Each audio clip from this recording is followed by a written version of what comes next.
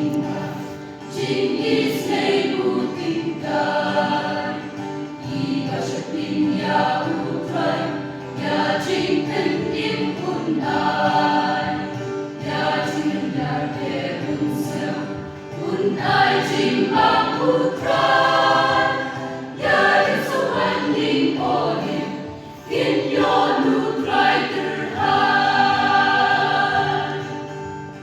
Jing sa jing timne jing sa, long jing shepting you play, hagi ba shepting you play, tatlo proud jing Israel, jing put bari chong utray, hagi bating puro, oh, kinlong chong laong utray, too long, too long.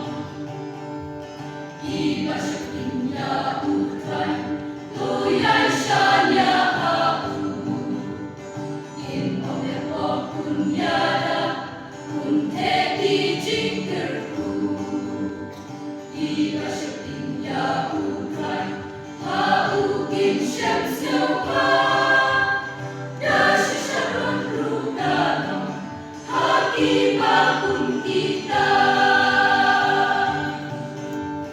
Jinsa jing timne jinsa, long jing shepting you play, hagi ba shepting you play, tatlo proud jing Israel, jing mo bari chong utray, hagi bating puro, oh, kinlong chong laong utray, too long, too long.